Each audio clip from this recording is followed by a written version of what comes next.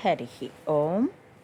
ప్రియాత్మస్వరూపులారా, నేను మాత అనంతానంద శ్రీ సద్గురు శివరామ అవధూత ఆశ్రమం, కామవరం గ్రామం, కర్నూలు జిల్లా, ఆంధ్రప్రదేశ్ రాష్ట్రం, భారతదేశం. నేనిప్పుడు మీతో మెదళ్లతో యుద్ధపు తీరుతెన్నులు అన్న శీర్షిక క్రింద 87వ దృశ్యమాలికను వీడియోని పంచుకోవాలనుకుంటున్నానండి. ఈ శీర్షికలో నేను మీతో సంక్లిష్టమైన, రహస్యమైన, అదే సమయంలో యథార్థ సంఘటనాత్మకమైన గూఢచర్య విశేషాలను పంచుకుంటూ ఉన్నాను. ప్లేలిస్ట్ మెదళ్లే ఆయుధాలుగా యుద్ధం. ప్రపంచాన్ని, ప్రకృతిని, ప్రతి మనిషి జీవితాన్ని ప్రభావపరుస్తున్న యుద్ధం ఇది. ప్రతి క్షణము అనుభవానికి వస్తున్న, పరిశీలన లేనిదే గుర్తించలేని మహామాయ తెర ఇది. నా అనుభవాన్ని 2008లో అమ్మఒడి బ్లాగ్లో ఆయా శీర్షికల క్రింద అక్షరాలుగా పొందుపరిచాను. సాక్ష్యాధార పత్రాలు జతపరిచాను. వాటినే ఇప్పుడు వీడియోలుగా మీ ముందు ఉంచుతున్నాను. అమ్మఒడి blogspot.com అని ఇంగ్లీష్లో టైప్ చేసి గూగుల్ చేసి మరిన్ని వివరాలు పరిశీలించుకోవచ్చు. తోటి బ్లాగర్ల అప్పటి వ్యాఖ్యల్ని, వార్తల్ని పరిశీలించుకొని తదుపరి ఇప్పటి పరిణామాలతో సరిపోల్చుకొని సత్యాసత్యాలు నిర్ధారణ చేసుకోవచ్చు. ఫేస్బుక్ వారు నా బ్లాగ్ లింకుల్ని నిషేధించినందున ఇలా మౌఖికంగా చెబుతున్నానండి. అప్పటి పోస్టు సంఖ్య 161, ప్రధాన శీర్షిక నకిలీకణికుడి వ్యవస్థ గురించి కొన్ని ప్రతిపాదనలు, అజంప్షన్స్. ఉపశీర్షిక నకిలీకణిక 1 తరువాతి 3 తరాలు, సంఖ్య 5, ప్రచురణ తేదీ మే 20, 2009. పోస్ట్ పెద్దదైనందున చిన్న భాగాలుగా విభజించానండి. ఇది 2వ భాగపు వీడియో కొనసాగిస్తున్నాను. అయితే ఎంతగా అధిక ప్రచారపు స్ట్రాటజీ అమలు జరిపినా తానిషా పదవీచ్యుతుడు కాక తప్పలేదు. నకిలీ కణిక 1కి తానిషా పట్ల సాఫ్ట్ కార్నర్ ఏం లేదు. అతడికి కావాల్సింది తన కుటిల నీతిని, తనను ఆదరించేవాడు. కాబట్టే అతడు ఔరంగజేబు దృష్టిని ఆకర్షించే ప్రయత్నం చేశాడు. అప్పటికి ఔరంగజేబు దాదాపు 31 సంవత్సరాలుగా 18 సార్లు గోల్కొండపై దాడి చేసినా గెలవలేకపోయాడు. అయితే నకిలీ కణిక 1 యొక్క లోపాయికారి తంత్రంతో గోల్కొండ కోట తలుపులు తెరవబడ్డాయి. 18వసారి తానిషా బంధింపబడ్డాడు. ఔరంగజేబు గెలిచాడు. ఔరంగజేబు అప్పటికే సువిశాల మొఘల్ సామ్రాజ్యానికి చక్రవర్తి. ఔరంగజేబుని ఆశ్రయిస్తే, ఔరంగజేబుని దగ్గర నుండి పరిశీలిస్తే సామ్రాజ్య స్థాపన, దాని నిర్వహణ గురించి అవగాహన కలుగుతుంది. ఆ జ్ఞానం తనకి కావాలి. అయితే అప్పటికి దాదాపు నడి వయస్సు దాటి ముదిమి వైపు ప్రయాణించే నకిలీ కణిక 1 తన యాటిట్యూడ్ని, ఆలోచన సరళిని, భావ తీవ్రతని తన కొడుకు లేదా వారసుడికి నూరిపోశాడు. ఎప్పటికైనా సువిశాల సామ్రాజ్యం స్థాపించాలన్నది లక్ష్యంగాను, అందుకు ఏ మార్గమైనా పర్వాలేదన్న భావ సరళిని, స్వార్థపరత్వాన్ని వారసత్వంగా అందించాడు.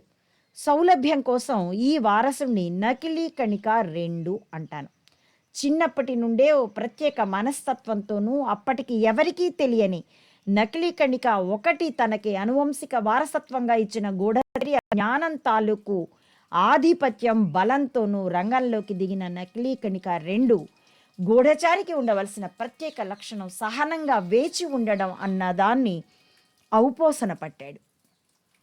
ఔరంగజేబు కాలధర్మం చెందే నాటికే ఈ నకిలీ కణిక 1, నకిలీ కణిక 2 బాగానే వేళ్ళూనుకున్నారు.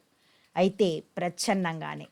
చూడటానికి చక్రవర్తికి లేదా రాజుకు ఆంతరంగికులుగా కనిపిస్తున్నారు అంతే. 1687 ఏడీలో ఔరంగజేబు తానిషాని ఓడించి గోల్కొండని వశపరుచుకొని తానిషాని ఢిల్లీకి బందీగా పట్టుకుపోయాడు. చెరలోనే తానిషా మరణ పర్యంతం ఉన్నాడు. 1707లో ఔరంగజేబు మరణించే వరకు నకిలీ కణిక 1, నకిలీ కణిక 2తో సహా ఔరంగజేబుకు ఆంతరంగికులుగా మొఘల్ సామ్రాజ్యంలో సుస్థిర స్థానంలో వేళ్ళూరుకున్నారు. ఎక్కడ ఏ పావులు కదిపారో 1707 ఏడీలో ఔరంగజేబు మరణంతోనే క్రమంగా మొఘల్ సామ్రాజ్య పతనము ప్రారంభమైంది. అప్పటికే నకిలీ కణిక 1కి, అతడి అనువంశిక వారసుడైన నకిలీ కణిక 2కి ఇక ఔరంగజేబు నుండి గ్రహించవలసిన సామ్రాజ్య విస్తరణ, నిర్వహణల గురించిన జ్ఞానం పెద్దగా లేకపోయింది. ఔరంగజేబు మరణించాక వీళ్ళకి ఆదరణ తగ్గింది. 1724 ఏడీలో గోల్కొండలో అసఫ్ జాహీ నిజాంల పాలన ప్రారంభమైంది. మనుష్యుల మీద ప్రేమ లేకపోయినా, గూఢచర్యం మీద తప్పితే మానవత్వం మీద నమ్మకం లేకపోయినా, నకిలీ కణికులకి హైదరాబాదు సంస్థానం మీద మాత్రం అమిత ప్రేమ. దాంతో తిరిగి హైదరాబాద్ చేరిపోయారు. మళ్ళీ రాజుకు ఈసారి నిజాం నవాబుకు దగ్గరయ్యారు. రాజకీయము, గూఢచర్యము కవల సోదరులైనందున రాజులకి గూఢచార మంత్రాంగము, కుటిల నీతి చెప్పగల వారిపై ఆదరణ మెండు అయినందున అది వారికి కష్టసాధ్యం కాలేదు. అప్పటికే దేశంలో అడుగుపెట్టి వ్యాపార అవకాశాల కోసం, వ్యాపార స్థావరాల కోసం స్థానిక రాజులకు సలాంలు కొట్టి తమలో తాము పోరాడుకుంటున్న బ్రిటిషు, డచ్చి, ఫ్రెంచి, స్పెయిన్ మొదలైన యూరోపియన్ దేశాల వాణిజ్య కంపెనీలు, వ్యాపార గుంపులు మెల్లిమెల్లిగా విస్తరిస్తున్నాయి. అప్పటికి వాళ్ళు ఇండియాలో అడుగుపెట్టి దాదాపు 200 ఏళ్ల పైన అయింది. నకిలీ కణిక 1 అప్పటికి వృద్ధుడై దేహయాత్ర చాలించినా అతడి ప్రగాఢ వాంఛ అయిన సామ్రాజ్య స్థాపన నకిలీ కణిక 2లో సజీవంగా ఉంది.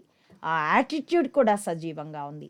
ఈసారి యూరోపియన్ల దగ్గరున్న తుపాకీ మందు, నౌకాయాన జ్ఞానం, ప్రపంచ పర్యటనల రీత్యా వివిధ ప్రదేశాల గురించిన వారి భౌగోళిక జ్ఞానం నకిలీ కణిక 2ని ఆకర్షించింది. వారిని పరిశీలించడం జీవితంలో భాగమైంది. మెల్లిగా ప్రచ్ఛన్న సంబంధాలు ఏర్పడ్డాయి. యూరోపియన్ దేశాల కంపెనీలని పరిశీలిస్తే అందరిలోకి బ్రిటిష్ కంపెనీల వారిలో మానవత్వపు జాడ తక్కువగా కనిపించింది. తనకి అనుకూల లక్షణాలు, వంచన, నమ్మక ద్రోహం మొదలైనవి ఎక్కువగా కనిపించాయి. తన దగ్గరున్న గూఢచర్య జ్ఞానానికి, సామ్రాజ్య స్థాపన విస్తరణల జ్ఞానానికి, వారి దగ్గరున్న ఆయుధ సాంకేతికత అన్న జ్ఞానాన్ని జోడిస్తే ఎటూ ఇద్దరిలో ఉన్నది అమానుషత్వమే. ప్రయోగ ఫలితాలు ఎలా ఉంటాయో తనకు తెలిసిన భారతంలోని కణికుడు చెప్పిన కూట నీతిని, నక్క కథని ఫ్రెంచి వారికి ఆపాదించి బ్రిటిష్ వాడికి చెప్పాడు. అది ఎంతవరకు చెప్పాలో అంతవరకే. 1742 ఏడీలో ఫ్రెంచ్ గవర్నర్ అయిన జనరల్ డూప్లే పేరిట దాన్ని కొంత ప్రచారించాడు. 1757 ఏడీలో ప్లాసీ యుద్ధంలో బ్రిటిష్ వారు రాబర్ట్ క్లైవ్ నాయకత్వంలో బెంగాల్ నవాబు సిరాజ్ ఉద్ దౌలాదార్ జాఫర్ను ఓడించారు. మొదట అల్లుణ్ణి మచ్చిక చేసుకుని మామను చంపించారు. అచ్చంగా చంద్రబాబు వర్సెస్ ఎన్టీ రామారావు లాగా అన్నమాట. తర్వాత పిల్లనిచ్చిన మామకే వెన్నుపోటు పుడిచిన నిన్ను మేమెంతవరకు నమ్మగలం అంటూ అల్లుణ్ణి వేసేశారు. ఇంకా వీడిని బతకనిచ్చారనమాట గడ్డపాడిని. 1607లో ప్రాణం పోసుకున్న ఈస్ట్ ఇండియా కంపెనీ 1757 ఏడీలో అమలు జరిపిన ఈ విభజించు పాలించు స్ట్రాటజీతో బెంగాల్ రాష్ట్రంపై అధికారం సంపాదించారు. తర్వాత 1768లో బ్రిటిష్ వారు సంధి చేసుకున్న ఇతర సంఘటనలు జరిగినా చాలా వాటి వెనుక అంతఃసూత్రంగా నకిలీ కణిక 2 అప్పటికి అతడి చేతికి అంది వచ్చిన అతడి వారసుడు నకిలీ కణిక 3ల గూఢచర్య మేధస్సు ఉంది. అలాగే తరం నుండి తరం అందిపుచ్చుకున్న రాజ్యకాంక్ష ఉంది. దేశం కాని దేశంలో వ్యాపారం కోసం వచ్చిన అనామకులు, కంపెనీ ఉద్యోగులు క్రమంగా రాజ్యాధినేతలు అయ్యారు. అది తమ గూఢచర్య జ్ఞానంతో. నకిలీ కణికులకి ఆత్మవిశ్వాసం రెట్టింపయింది. అప్పటికే మొఘల్ సామ్రాజ్యం బాగా క్షీణదశకు చేరుకోవడంతో దేశమంతా చిన్న చిన్న ముక్కలుగా, చిన్న చిన్న సంస్థానాలుగా అనైక్యంగా ఉంది. అందులో ఎక్కువగా ముస్లిం రాజుల అధీనంలో ఉంది. జమీందారుల, పాలెగాళ్ల క్రింద ఉన్న దేశంలోని ఏ విభాగము బలంగా లేదు. క్రమంగా భారత రాజకీయాల్లో, రాజ్యాల రాజుల మధ్య వ్యవహారాల్లో బ్రిటిష్ వారి జోక్యం ఎక్కువైంది. ఈ లోపులో నకిలీ కణిక 2 నుండి వారసత్వం, క్రియాశీలత్వం నకిలీ కణిక 3 చేతికి వచ్చి బలపడింది. దాంతోపాటే తమ గూఢచర్య జ్ఞానం గురించిన ఆత్మవిశ్వాసం, రాజ్య స్థాపనాకాంక్ష కొండంతగా పెరిగిపోయింది. తమ సహకారంతో, తమ మేధస్సుతో ఎక్కడి నుండో ఇక్కడికొచ్చిన బ్రిటిష్ వాణిజ్య కంపెనీ అయిన ఈస్ట్ ఇండియా కంపెనీ వారు ఇక్కడ రాజ్య స్థాపన చేయగలిగినప్పుడు తాము స్థాపించబోయే రాజ్యం చిన్నా చితకా కాకూడదు. అది ఒకేసారి భారతదేశమంత సువిశాలమైనది కావాలి. అప్పటి వరకు ఆయుధ జ్ఞానం ఉన్నా, 250 ఏళ్లకు పైగా పెనుగులాడినా ఏ మాత్రం సఫలీకృతులు కాలేకపోయిన బ్రిటిష్ వారు తమ గూఢచర్య జ్ఞానం తోడయ్యాక కదా గెలుపు రుచి చూస్తున్నారు. కాబట్టి మరికొంత కాలం ప్రచ్ఛన్నంగానే పనిచేద్దాం.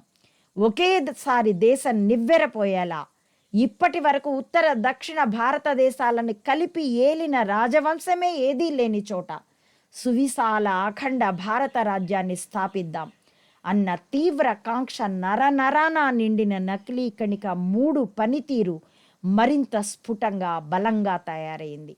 చిన్నప్పటి నుంచి పెంచబడిన తీరది. ఇంతలో 1773 ఏడీలో బ్రిటిష్ ప్రభుత్వం, అంటే ఇంగ్లాండ్లోని బ్రిటిష్ ప్రభుత్వం వలస పాలనను నియంత్రిస్తూ రెగ్యులేటింగ్ చట్టం చేసింది. మరి తమ ఆర్థిక సాయం అప్పు ఇస్తే తమ అనుమతులు ఇస్తే వ్యాపారం కోసం నౌకలు కట్టుకుపోయిన వ్యాపార గుంపులు, ఖచ్చితంగా చెప్పాల్సి వస్తే సముద్రపు దొంగల గుంపులు, ఇప్పుడు తమ ఇంగ్లాండ్ కంటే విశాలమైన సామ్రాజ్యాలు వేరెక్కడో సుదూర ఖండాంతర సీమల్లో స్థాపిస్తే ఇంకేమైనా ఉందా? తమ గ్రిప్పు, తమ అధికారం ఏం కాను. ఎవరు ఎంత సంపాదించినా మాతృభూమికి తిరిగి రాక తప్పదు, పెళ్ళాం బిడ్డల కోసం వెనుదీయక తప్పదు. కాబట్టి రెగ్యులేటింగ్ చట్టానికి బ్రిటిష్ ఈస్ట్ ఇండియా కంపెనీతో సహా తత్సమాన ఇతర గుంపులన్నీ తలొగ్గాయి. ఇటు చూస్తే ఇండియాలో ఈస్ట్ ఇండియా కంపెనీ బాగానే వేళ్ళూనుకుని వలస రాజ్య స్థాపన రేసులో కూడా ముందుంది. మైసూరు యుద్ధాల వంటి వాటిలోనూ, హైదరాలీ వంటి వారితో సంధి పేరు చెప్పి సమయం కోసం వేచి ఉండే అదను దొరకగానే సంధి నియమాలను తామే తొంగలో దొక్కి ఓడించడం వంటి వాటిల్లోనూ బ్రిటిష్ ఈస్ట్ ఇండియా కంపెనీ వారు ముందంజలో ఉన్నారు. మరాఠాలతో యుద్ధాలు, టిప్పుగడితో యుద్ధాలు మొదలైన ఎన్నో సంఘటనలలో బ్రిటిష్ వారు వేసిన ఎత్తుగడలు ఆయా ప్రాంతాలను అధీనంలోకి తెచ్చుకోవడంలో చూపిన దౌష్ట్యం, వ్యాపారం పేరుతో దోపిడీ గట్రాలతో కాలం సంఘటనలతో క్రిక్కిరిసిపోయింది. ఇలా 100 ఏళ్ళు, దాదాపు 1700 ఏడీ నుండి 1800 ఏడీ దాకా జరిగిన వేలాది సంఘటనలు, యుద్ధాలు, రాజకీయ తంత్రాలతో భారతదేశపు రాజులు పాలగాళ్ల మధ్య కావచ్చు, పాలగాళ్ళు యూరోపియన్ వ్యాపార గుంపుల మధ్య కావచ్చు, లేదా అచ్చంగా యూరోపియన్ వ్యాపార గుంపుల మధ్య కావచ్చు, ఎవరి మధ్య జరిగిన సంఘటనలు అయినా వాటి వెనుక గల రాజకీయ తంత్రాలలో అన్నమాట. కొన్నిటిలో నకిలీ కణిక 3 యొక్క ప్రమేయం ప్రత్యక్షంగా ఉంది, కొన్నిటిలో పరోక్షంగా ఉంది, కొన్నిటిలో అసలు ఏ ప్రమేయమూ లేదు. ఆయా సంఘటనల పూర్వాపరాలు పరిశీలన మాత్రం తప్పనిసరిగా నకిలీ కణిక 3 చేసేవాడు. ఎందుకంటే అది అతడి వారసత్వ లక్షణం. మరి దేశవ్యాప్తంగా ఏ రాజకీయ సంఘటన జరిగినా అందులో తన ప్రమేయం ఉన్నా లేకపోయినా సదరు సంఘటనకు ముందున్న పరిస్థితులేమిటి, ఏ పరిస్థితులు ఆ సంఘటనకు దారితీశాయి, అది సంభవించిన తీరుతెన్నులేమిటి, ఆ సంఘటన యొక్క ఫలితాలేమిటి, అందుమూలంగా మరింకే సంఘటనలకు పరిస్థితి దారితీసింది మొదలైన అన్ని వివరాలు సేకరించడం, పరిశీలించడం, విశ్లేషించడం అతడి నిత్యకృత్యం. అప్పటికి తాత నకిలీ కణిక 1, తండ్రి నకిలీ కణిక 2ల ద్వారా సంక్రమించిన జ్ఞానంతో పాటు బృందాన్ని తయారు చేసుకోగల నైపుణ్యాలు, సామర్థ్యాలు కూడా అబ్బాయి. ఒక రకంగా చెప్పాలంటే అది తనదైన వ్యవస్థ. ప్రాథమిక స్థాయిలోనే ఉండొచ్చుగాక, అయినా అది ఒక వ్యవస్థ. మిగిలిన వారు జరిగిన సంఘటనలకి తాము ప్రచారం చేసే పై కారణాలే నమ్ముతుండగా అసలు కారణాలేమిటో తమకు మాత్రమే తెలిసిన వ్యవస్థ. స్ట్రాటజీని, దాని తాలూకు ఫలితాలని ఆనందిస్తున్న వ్యవస్థ. అయినా ఇందులోనూ నకిలీ కణిక 3 జాగ్రత్త తీసుకున్నాడు. అన్ని విషయాలు అందరికీ చెప్పకపోవడమే ఆ జాగ్రత్త. తనకు మాత్రమే కూలంకషంగా అన్ని విషయాలు తెలిసి ఉండాలి.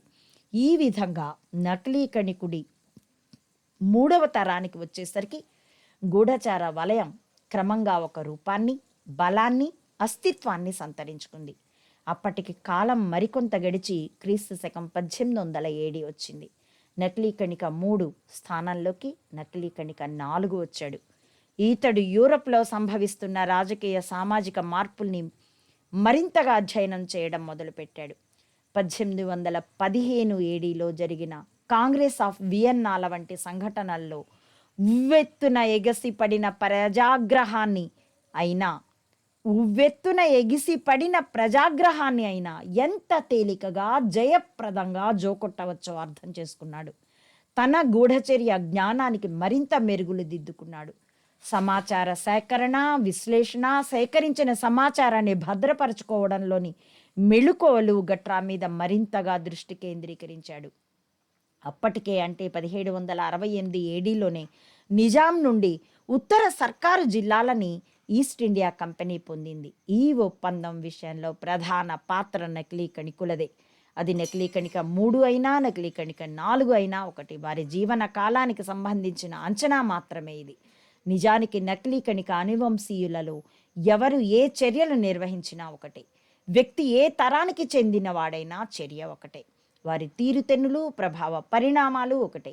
పివి నరసింహారావు గారు తన లోపలి మనిషి రచనలో అది కాల్పనిక వాస్తవాల సమ్మిశ్రితమని చెబుతూ, తాను ఆంధ్రప్రదేశ్కు మంత్రిగా ఉండి ముఖ్యమంత్రిగా ఎదిగే పరిణామ క్రమంలో ఎందరో ముఖ్యమంత్రులు మారినా వారిని 2 పేర్లతో సంబోధించారు. ఎందుకంటే ఎవరైనా ఒకటి చౌదరి అంతే. పేర్లు వేరైనా వ్యక్తుల స్వభావాలు, పనితీరు ఒకటే అయినప్పుడు ఎవరైతే ఏమిటి. అదే స్ఫూర్తిగా నేను ఇక్కడ నకిలీ కణికుల అనువంశీకుల కాలానికి సంబంధించిన తరానికి సంబంధించి వ్యత్యాసాన్ని భావించడం లేదు. అంటే 1768 ఏడీలో నిజాం నుండి ఉత్తర సర్కారు జిల్లాలకి, 1807లో రాయలసీమ జిల్లాలకి ఈస్ట్ ఇండియా కంపెనీ వారు దత్తత హక్కులు పొందడంలో కీలక పాత్ర పోషించింది నకిలీ కణిక వంశానికి చెందిన 3వ తరం వాడైనా లేక 4వ తరం వాడైనా తేడా లేదన్నది నా అభిప్రాయం. సౌలభ్యం కోసం ఒక తరం మహా అయితే 50-60 ఏళ్ళు బ్రతకగలుగుతుంది లేదా చురుకుగా పనిచేయగలుగుతుంది అన్న అంచనాతోనూ 1657లో ప్రారంభించిన నకిలీ కణిక 1 యథార్థ గాథని 1807 నాటికి 4వ తరంలోకి తీసుకువచ్చాను అంతే. ఒకవేళ ఎవరైనా అల్పాయుష్కులుంటే ఈ సంఖ్య పెరగవచ్చు, దీర్ఘాయుష్కులుంటే తరగనవచ్చు. తరువాయి అంశాలని మరో వీడియోగా పంచుకుంటానండి. ఇప్పటికే నిడివి చాలా ఎక్కువైనందున ఇంతటితో ఆపుతున్నాను. చూసినందుకు ధన్యవాదాలు. అర్థం చేసుకుని మరింతగా ప్రచారించవలసిందిగా అర్థిస్తూ హరి ఓం.